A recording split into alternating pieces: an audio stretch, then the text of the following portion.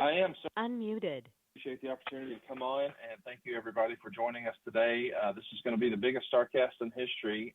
This is our fifth one, but when I take a look at the lineup of folks we have there doing meet and greets and certainly the panel discussions, this feels like the most star-studded affair yet. And for the first time ever, Starrcast has live. Muted. Perhaps the hottest independent wrestling company in the game, Game Changer Wrestling. And boy, does everybody love New Japan Pro Wrestling or what. We're so thankful to have both of those organizations and, of course, Black Label Pro doing their part as well. The roast should be pretty special. I've had an opportunity to see some of the folks who weren't able to actually be there in person but send in some videos, and it knocked my socks off. I can't wait for folks to see it. But it's all about Sunday night. Jim Crockett Promotions, one last time, Ric Flairs' last match. There's been a lot of talk about the Forbidden Door, and certainly that's an AEW thing, but man, we have so many organizations represented on this program. I'm just so excited. And it's going to be a big day, not only for David Crockett and Ric Flair, but for wrestling fans. And I appreciate everybody having an interest in it. And there's all the information available over at RicFlairsLastMatch.com. The wrestling show will be on satellite, cable, and, of course, Fight TV. None of this really would have been possible without Fight. Can't thank Mike Weber and the whole team over there enough for all that they've done. And it's taken a big effort to pull this together, and I've had a lot of help from folks who know a lot more about wrestling than me, and the idea that I'm supposed to be here and answer questions is pretty humbling because, man, I couldn't do it without all this great support staff. So with that in mind, Derek, I'd like to open it up for questions, and happy to be a resource however I can. Great. Let me open this. Q&A session has started. To ask your question, please press. If you'd like to ask a question, please press 1 to add yourself to the queue. Your request has been received. To remove yourself from the queue, press *6. Motions to agree to participate in this show. Well, that gives me way too much credit, Derek. It implies that it had anything to do with me and not everything to do with Rick.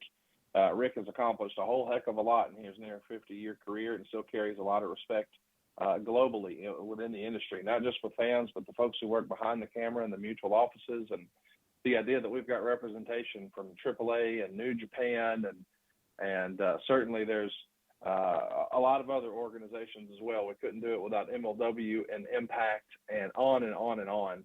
And if you look hard enough, you'll see some Ring of Honor talent there and some AEW talent there, and we're looking to have a who's who and sort of wrestling without borders, I guess, maybe. You know, some of this stuff shouldn't happen, but somehow it did.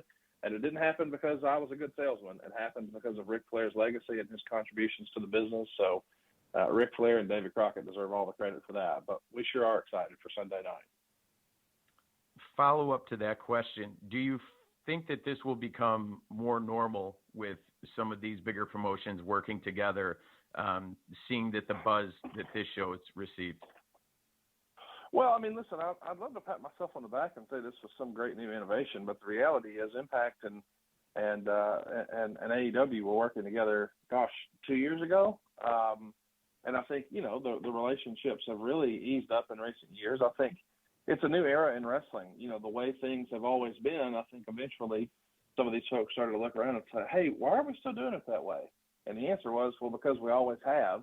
And maybe somebody somewhere said, well, what if? And this show is really a result of a lot of folks sort of getting on the same page about, yeah, why not? And I'm just proud to be a tiny part of that, but really that credit deserves or belongs to these different organizations. I mean, it couldn't happen without, you know, the New Japan office or Dorian and his folks at AAA and certainly Scott D'Amore at Impact and Court Bauer with MLW and of course, Tony Khan and Ring of Honor and AEW. So I can't take any credit for that. It's already happened. We're just the most recent iteration. And, you know, this is a show that was essentially put together by the fans for the fans. You know, as a kid, I think a lot of us used to, maybe some of us did e-feds or some of us would have like a little figure fed. We'd play with our toys. And what if this guy tagged with that guy? And that was sort of the fun of going to the newsstand and seeing some of those wrestling magazines of what if this guy faced that guy. And, man, we're bringing some of that what if to reality next Sunday night in Nashville. All right. I'm going to try to click this over. Hang tight. It's a 33 number. Go ahead with your question. Hi, Conrad. This is Stephanie from Starrcast Wrestling Magazine in United Kingdom, but I'm calling you from France. How are you today? I'm very well. Thank you for joining us. Thank you very much for this call. I wanted to ask you, of course, with COVID, Starrcast had to pause for 3 years, nearly 3 years. During that time, did you think that some things could evolve? And I'm going to say that. Something maybe changed, and that Starrcast would be, you could make an even better Starrcast that you have already been made before. Sorry. But, do you take the opportunity of the time to think about Starrcast and make it something even better? Well, that's kind of you to say. I appreciate that. I mean, if I'm honest with you, I kind of thought Starrcast was in mothballs. You know, the world really changed in March of 2020 with COVID, and it just felt as if, man, when will we get back to normal? And slowly but surely, it does feel like the world has gotten a little more back to normal. But in the meantime, you know, the lot in wrestling has changed. AEW, who we, you know, really helped, I guess, be sort of their unofficial convention partner for Starrcast 2, 3, and 4. They partnered with Turner to start the AEW Fan Fest, which has been just a phenomenal hit and success, and it continues to this day. But I was curious, hey, man, can meet and greets and conventions and things that we've enjoyed sort of pre-COVID exist in this new world? And somehow, some way, we've all persevered and found a way. And I can't say that I had any aspirations to think we could do it again. It just felt like it was very unlikely. But once I saw that, hey, all of a sudden there might be an opportunity in Nashville. It's just 2 hours from my home. It would be a little easier than some of the other locations we've tried to do it at, just logistically. And when we jumped at the opportunity to put together this event one last time, and normally we've tried to center around an AEW weekend. Well, it didn't feel as if there was going to be an Access or a WrestleCon or a WrestleCade or any of those great events in Nashville. And with it being 2 hours away, boy, being the serial entrepreneur I am, I couldn't help but think, well, this could be an opportunity. Through a series of what-if conversations, we decided, well, you know, it's not an AEW thing, so we could have wrestling matches.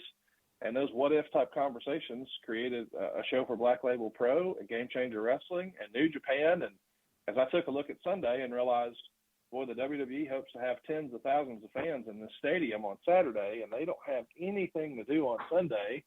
What if? And before I knew it, I had commitments from David Crockett and Ric Flair, and here we are, Ric Flair's last match. It's going to happen next Sunday. I can't believe it. Next question is coming from Dominic. Dominic, I believe your line should be open.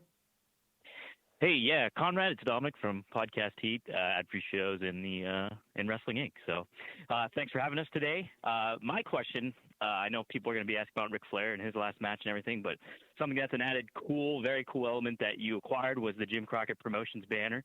Wanted to see if there was more plans to kind of implement that into like an ongoing, an all-encompassing umbrella almost of maybe independent promotions or further shows down the line with the Jim Crockett Promotions banner underneath it, and then more so than just having the brand name and everything like that. Well, I appreciate you saying that. Thank you very much. I love the idea of working with David Crockett. If I'm honest with you, Dominic, I don't know that this show would have happened, certainly not the way it would have, had Tony Schiavone and I not revisited Mid-Atlantic Championship Wrestling and Jim Crockett Promotions episodically, week by week last year. We broke down 1986. And that predates my fandom. So I had seen clips and highlights and best of tapes, but I had never actually had the proper context of what it was really all about. I fell in love with it, and through the course of that series of podcasts we did last year on What Happened When with Tony Schiavone, I got to become very good friends with David Crockett. And I could just tell as I spent time with David, man, this guy misses wrestling. He loves wrestling. And I could tell he had the bug. And we would just, you know, hypothesize what if. And when I saw this opportunity the Sunday after SummerSlam, I just thought, well, this could be it. And he jumped at the chance, as did I. But I knew if we were going to do it, and once we sort of landed on the idea of Ric Flair's last match, well, for what promotion? Because, we're not really a wrestling promotion. I mean, Dominic, as I'm talking to you now, I'm in my mortgage office. This is my real life. I don't have any aspirations to be a wrestling promoter or to start a promotion, but I thought if Ric's going to have his last match, what better banner to have it under than Jim Crockett Promotions? So thanks to the help of our gimmick attorney, Mr. Mike Dawkins, he helped us secure the trademark. But I've already told, David Crockett, come August 1st, I no longer have any interest in the Jim Crockett Promotions trademark. That's his family legacy. His family should own that trademark, and although technically on paper he and I might be 50-50 on that, he will be 100% owner of Jim Crockett Promotions come August 1st.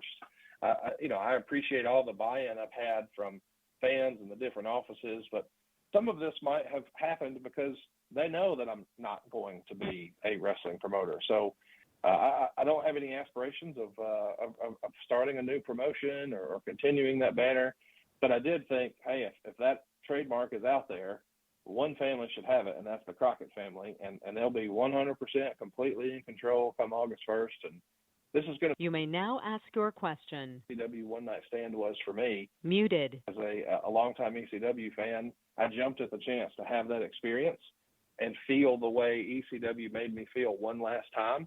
And that's what we tried to do with this docu-series and storytelling. We wanted to make it look and feel like what Jim Crockett Promotions presented in the 80s, just, the 2022 version. So we're doing our best. I hope folks dig it. I hope folks will check it out this Sunday, RicFlairsLastMatch.com.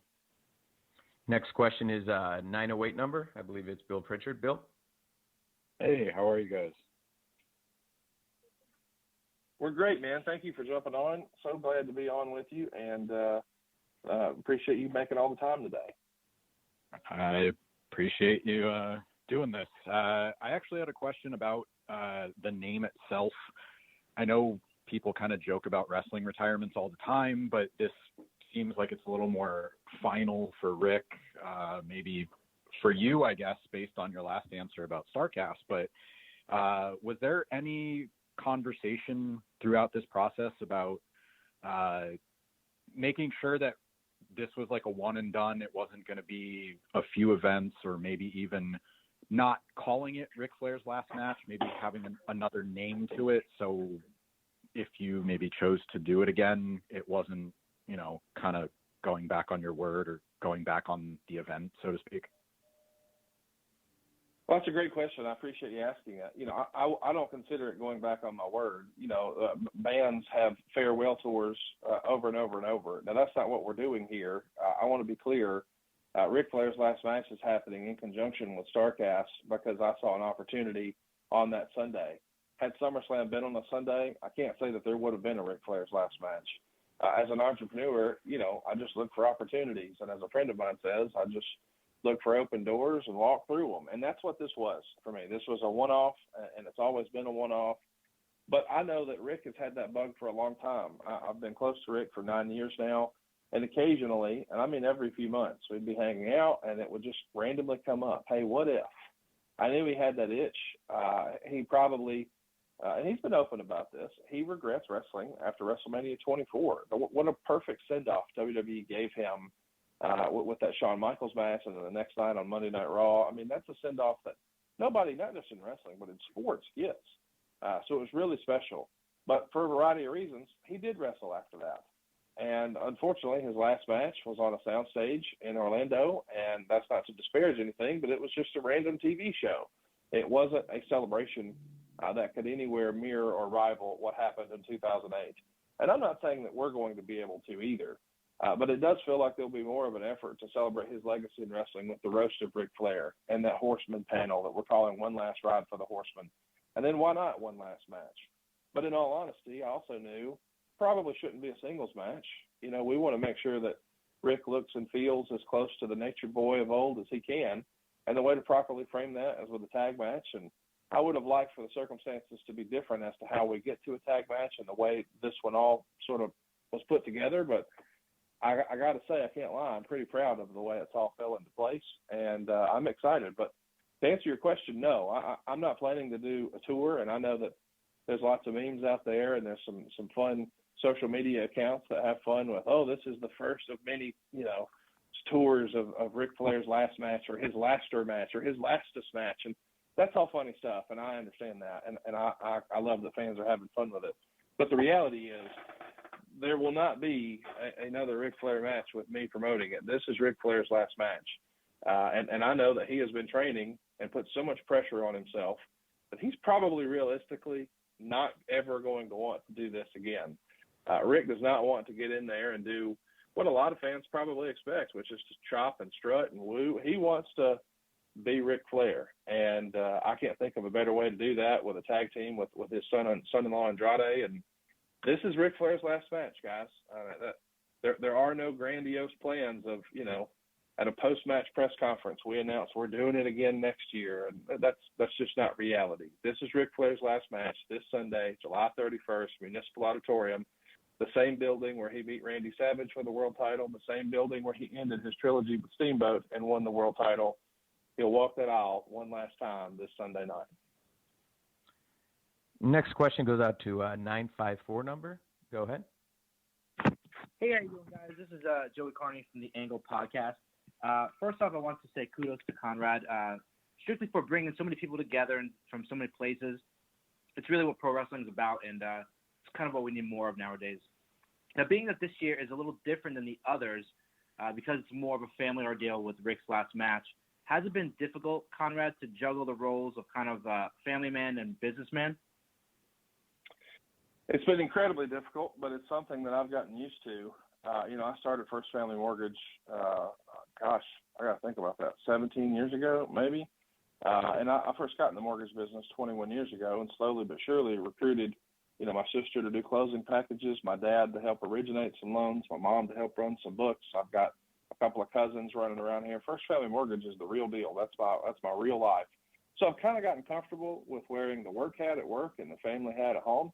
But now I've never had to, try to balance that in the professional wrestling realm, not just with, my father-in-law, Ric Flair, but with a broadcast partner in Jeff Jarrett. I mean, Jeff and I had become really, really close, and that relationship is maybe not exactly what we would have hoped it would have been a year ago, but still, it has been a balancing act where I've got podcasts with both of these folks, and I'm in business with both of these folks, and now we're trying to do a wrestling match. And obviously it's very important to Rick because it's his last match, but it's very important to Jeff too, because this is going to be a big spotlight on him and his career as well. I mean, this isn't just something that Rick is excited about for his legacy. What a footnote in history that's going to be. What a trivia note that's going to be, that Jeff Jarrett is the guy who's standing across from Rick in Rick's last match. And, of course, we all expect Jay Lethal and Andrade to go on and continue to have a fabulous career. But realistically, Jeff has a full-time day job, and we all know what that is, and we don't have to talk about that here today.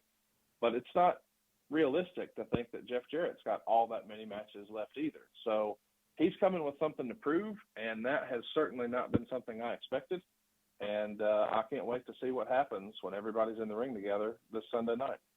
Unmuted. We're going to go out to a 773 number, Chicago. Go ahead with your question. Hey, Conrad, it's Nick Hausman from Wrestling Hey, buddy, Inc. how are you? I'm good. How are you doing?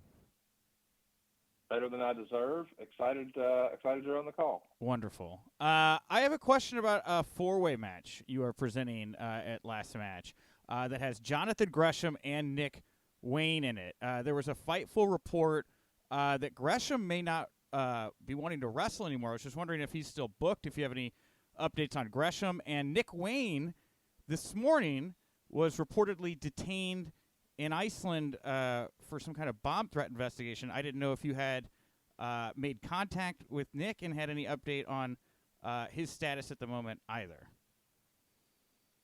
I'll answer the last one first. I'm actually 1 degree separated from Nick. I've never actually met Nick in real life. We've had a few text message conversations, but we have a great mutual friend, and I was getting real-time updates yesterday when all of the craziness with his travel schedule was going down.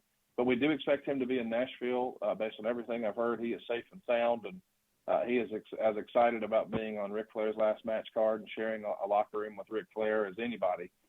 So we're looking forward to having Nick. The same goes for Jonathan Gresham. I haven't spoken to Mr. Gresham since last week. I did watch the pay-per-view, as I think all of the wrestling world did, but I haven't had any communication to say that he would not be there. I'm under the impression that Mr. Gresham will be not only in the ring come Sunday night, but he'll be doing meet and greets at Starrcast, and we can't wait to host him. I think it's important to remind everybody that his lovely bride is in a championship match on our card, and as far as I'm concerned, that's like the co-main event, not only because the world title is on the line, but because you've got three of the best female wrestlers in the entire world, or let's remove the descriptor. You've got three of the best wrestlers in the world there. So I think it's going to be a family affair in more ways than one, not just the Ric Flair Andrade connection and not just the Von Erichs and the Briscoes, but my goodness, you've got husband and wife on this card, and I'm excited to have them. Muted. Let me go out to 914 number. Go ahead with your question, please. Hi, it's Phil Strum from USA Today Network. Thanks for having us. I was wondering, I'm sorry about that. Go ahead again with that question, Phil. Yeah, I'm unmuted. It told me I was muted, so I stopped. But I noticed in looking at the composition of the Sunday night card that children of at least 8 of Ric Flair's contemporaries are booked on that lineup. I was wondering if that was deliberate or if that was a happy accident or kind of what the deal was with that. Thank you. It's absolutely deliberate. I appreciate you pointing it out. Of course, we're talking about Brian Pillman Jr., Arn Anderson and his son Brock, Ricky Morton and his son Kerry, the British Bulldog's son Davey Boy Smith Jr., the Briscoe brothers are there. Of course, the sons of the Von Erichs, of Kevin Von Erich is there. Fatu, my goodness, his family is one of the most famous wrestling families of all. And then, of course, you've got Jeff Jarrett, who is a third-generation promoter, and everybody knows what all his dad accomplished, not only out of the ring as a promoter, but in the ring. I think he was in the very first scaffold match. I think he may have created it. Of course, Andrade, multi-generation talent, and, of course, Rick's son-in-law. So, no, it was absolutely intentional. We wanted to make sure that, we were paying as much tribute and honoring the legacies of professional wrestling, not just today, but of yesteryear, because I think that's what Jim Crockett Promotions is supposed to be about. You go back and you take a look at all the great talent that were there. Unfortunately, a lot of those talent are no longer with us, or they're no longer wrestling. But the next best thing would be, let's celebrate the heritage of what wrestling used to be. And so everything with our approach, from the sort of old school graphics and the old school music, and even the old school storytelling in the docuseries, we're trying to have a tip of the cap to the way wrestling used to be. And what better way to do that than to feature some of these multi-generation talents? And I can't believe when I was listing everybody, I forgot Rachel Ellering. My goodness, her father was such a big part of Jim Crockett Promotions. It just feels like we've checked every box. If you're a Lucha fan, we've got that. That was basically a match of the year candidate, according to Dave Meltzer. We're missing one person who was in that Triple Mania event. But the rest of the card, man, it's a who's who if you're excited about modern wrestling.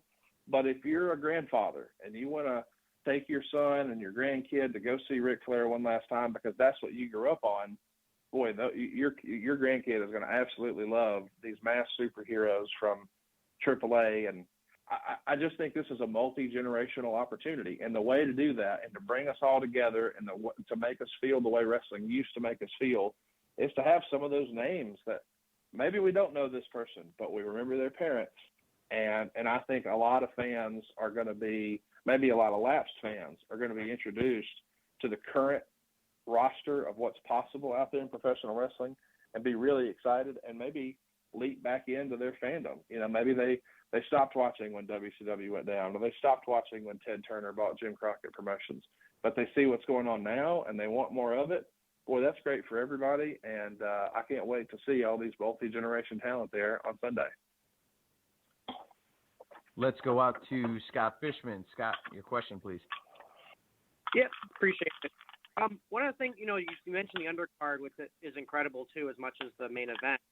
Talk about kind of just the role of putting this card together. You mentioned a lot of participants in the matches, but kind of leaving it up to like how you got the input of the different companies and what they want to spotlight or not spotlight, and then also who might be the point person and kind of helping, put these matches together that we're going to see on Sunday with, there's a lot of expectation. People have high hopes. So, this card is incredible on paper, but kind of seeing it play out, who kind of would be that person that you're leaning on for that? I appreciate you asking. That's a great question. We had a contact within every organization. When I first started podcasting back in 2015, my podcast started on MLWradio.com. And so through that process, I became pretty good friends with Court Bauer and still remain friendly with Court to this day. So it was easy to just say, hey, Court, what if? And I had become pretty good friends over the last year or so with Scott Demore, and we've been working on some other stuff together. And I jumped at the chance to ask Scott, hey, what about? And the same thing with AAA. Conan and Jeff Jarrett have worked a lot with Dorian from AAA, and I became introduced to him over WrestleCon weekend in Dallas. We exchanged contact information and just stayed in touch and talked about some perhaps future business we could do together. And one thing led to another, and it was sort of that same thing up and down the line. I became, good acquaintances with Rocky Romero through the Good Brothers years ago through their podcast, and I knew that he knew a thing or two about the inner workings of New Japan. And I said, hey, man, I see you guys did a show at WrestleCon. Would you like to send a match here for Starrcast? And we were off to the races. But it wouldn't have happened without the buy-in from each individual office. And I think, the story has been out there for a while that I'm pretty friendly with Tony Khan and think a lot of what he's doing with AEW. And with his blessing, we were able to, sort of check all the boxes and get everything approved. And here we are. Let's go out to Kevin Hellam. Kev, go ahead. Hey, thank you for the time, Conrad. Kevin with SportsKeeda.com. I want to jump right into this. There's a lot of expectations for Starrcast this weekend. It'll as many different streaming events. I've been to Starrcast twice, the first one, the second one in Chicago. You have a lot to offer here, but some people always expect surprises. Now, I'm not expecting you to pull back the curtain on it, but is that no different this year? There will be surprise videos and cameos for the roast of Ric Flair. I sort of alluded to that earlier. There's a whole lot of folks who would love to pay respects to Rick and be on that stage. But, the entertainment business being what it is, it's just not easy for everyone, especially in a summer touring schedule to break away and be here. So the roast will have a lot of surprises. But the actual panel discussions, I know for sure there's going to be a surprise or two in one of those. But by and large, I think the pressure to deliver a surprise exists in a wrestling card. But candidly, you do a surprise like that if you have a return date. So if we said, this will lead to that, maybe we could load it up with surprises. But I want to set realistic expectations. Don't expect a bunch of surprises on Sunday. The surprise to me is that we were able to put together 11 matches with all these different promotions. That's the real surprise in my mind. But I would not have an expectation that, there's going to be a big surprise run-in from so-and-so.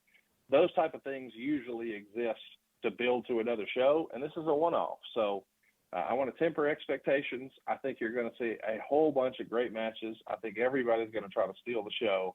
But in the end, I would not expect a ton of surprises. And we'll go out to Mr. Jonathan Hood. Mr. Hood, your question, please. Hi, Conrad. Jonathan Hood from Good Karma Wrestling in Chicago. There's an old adage in wrestling that there is usually a wrestler that will build the house, but there's always someone that can steal the show. So I'll ask Conrad the fan, when you start to see this card build, is there one particular match that you're saying, boy, this could be really good, maybe something that could steal the show? Well, I'll tell you, I think the expectations are really high for the AAA match, so people expect it to be great. And longtime fans really expect the Wolves and Guns to steal the show. And if you've been keeping up with what's happening in MLW and Impact, I think, that Josh Alexander-Jacob Fatu match is a dream. So if we're talking sleepers, I got to think that the Von Erichs are looking for a big stage. Everybody knows what the Briscoes are capable of. They just saw one of the best tag team matches I've ever seen in my life this past weekend in the main event with the Briscoes and FTR. I think the Von Erichs Q&A session is over. Are going to really, really steal the show and impress a lot of folks.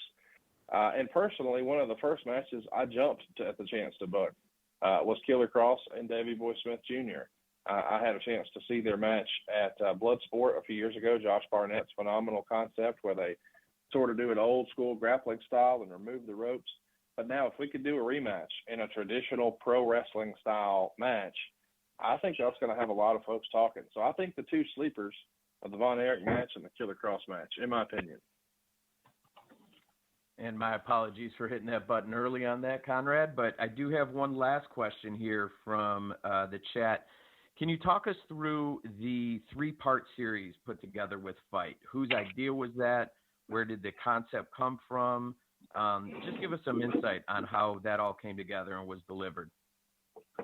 A really great friend of mine came to visit me around Christmas time, and we had a great time catching up, and he told me that he had this idea.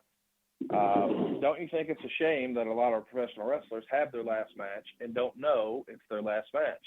You know, they got hired for a new big gig or something happened in their life and they needed to hang up the boots. But a lot of folks just went about their life. This was the way they made their living. And then one day it was just over. And that felt like a real shame, especially when you consider some of the fabulous send-offs that we've seen in traditional sports. Like, for instance, Kobe Bryant, you know, he didn't just have a farewell game. He had a farewell season. So every town he visited, people flocked to the arena to go see Kobe Bryant one last time. And I just thought, man, that's a great idea. And then fast forward, when I realized what was happening with SummerSlam and that there really wasn't anything to do in Nashville on Sunday, I saw that as an opportunity. And I thought, well, I don't really just want to announce a match. And I know that a lot of independent promotions just put up dream matches, and then folks get excited about seeing what could happen and what was possible in that dream match. And just having the two names, this guy versus that guy, that sells it. But that didn't really feel on brand for Jim Crockett Promotions. You know, I wanted to be able to tell a story. I wanted to be able to get lost in a story. I wanted people to be excited about that process. And so we started to think, all right, maybe we should do a docuseries. And I heard you reference it as a 3-part. Here's a spoiler for you. It's not a 3-part. It's a 4-part. There will be a final episode that airs after the pay-per-view, because I think we need to document what happens as Rick is preparing for his final match. What happens as he's coming to the arena and he's getting ready for that last match. What happens in the match, and how does he feel after the match, and how does everybody else feel after the match? So I would encourage fans to stay tuned. There will be at least one other episode coming. It's probably not realistic to think that we'll have that ready the day after. I know typically we've dropped these Mondays at 6:05. I don't think that's realistic. I think we could turn it that quickly.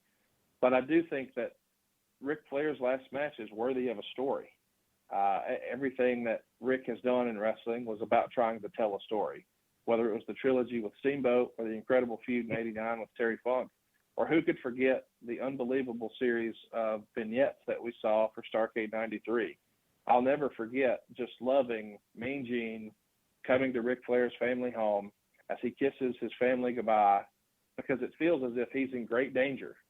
And as they get in the back of the limousine and ride into the arena, and boy, did Neil Pruitt do a great job helping put that whole thing together for WCW. It felt like a big fight feel. So I decided, hey, what if we took that whole concept of maybe a one-off television show about one particular wrestler that sort of explains their last match? What if instead we did a series, sort of like HBO does or Showtime does before a big fight? I think on HBO they call it 24/7, and on Showtime they call it All Access. But they follow two fighters for a big prize fight as they build towards their collision, and they get a little context for what they're doing and why they're doing it and how they're doing it. So that's what we tried to do with episode 1, is explain the why. Because I know a lot of wrestling fans, when they first saw this announcement, they said to themselves, why is Ric Flair doing this? And I would encourage everyone who still maybe is listening to this or reading a recap perhaps to really ask yourself, try to look at it from a different perspective. Not necessarily what you want to see, not necessarily what you think should be done, but see it from Ric's perspective. Ric Flair has entertained us for nearly 50 years in professional wrestling. And if this is important to him and he wants to do it one last time, why would we discourage that? Why would we think that we know better than him? This is about him wanting to feel like Ric Flair and the Nature Boy one last time. When that whole 2008 retirement happened, that wasn't his idea. He was dictated to. That was created in a creative meeting, and they said, hey, you're having your last match. And by the way, it was fabulous. It was 10 out of 10. But he wasn't necessarily ready to do that, which is why he wrestled again. But at this point, he's been gone for so long, I think everybody understands he's not going to wrestle again. This really is it. But if he wants to feel like Ric Flair and the Nature Boy one last time, having lost his son nearly 10 years ago, and as you saw in episode 1, he said as soon as that happened, he walked across the street to the bar and he didn't quit drinking for 5 years. And he nearly lost his life because he was self-medicating, wasn't taking care of himself. But he's worked himself back. And Ric Flair's in a better place mentally, emotionally, physically, financially than I've ever known him right now. This is not a cash grab for Ric Flair. This is not Ric Flair needs a payday. This is about Ric Flair wants the glory and the rush of being in front of a crowd that paid to come see him one last time. And who are we to say that he can't do that? And I understand there are naysayers who have concerns about his health, but they're not his doctor. His doctor has cleared him for it, and his trainer has told him that he's ready. And I just want to remind everybody that when he steps through the ropes this Sunday night, it won't be the first time he stepped through the ropes. It'll be the first time you've seen him step through the ropes, but he's been training almost every other day for months. So if there was a concern about something that could happen with Rick medically, it would have already happened in training, candidly, because he's already done it. He's been put through the paces. He's pushed himself. This is not he wants to get out there and chop and strut and woo. He wants to go out there and steal the show. And he's going to have his work cut out for him, following guys from AAA and New Japan and MLW and Impact Wrestling and all of these fabulous wrestlers who are here. And in the prime of their career, he feels incredible pressure to deliver. Now, luckily, his tag team partner is one of the best wrestlers in the world today, no matter what anybody says. And they're going to put on one hell of a show this Sunday night. But I would encourage you, if you've been negative and you weren't sure about this and you didn't think you liked it and you don't think you should be doing it, I want you to ask yourself, what about from Rick's perspective? Can I put myself in his shoes and see it from his perspective? And when I see it that way, does it change my opinion? Because here's a spoiler. It's not about you. Not everything in life is about you. And you get to decide if you want to watch it or not. But Ric Flair gets to decide what happens in his life. And if he wants to wrestle one last time and his doctor clears him and his trainer says he's okay and his son-in-law's got his back, Andrade's going to be there to take care of him. And I am ready for what happens Sunday night. It's going to be a dangerous affair in that main event, but it'll probably be dangerous for Jeff Jarrett, not so much Ric Flair.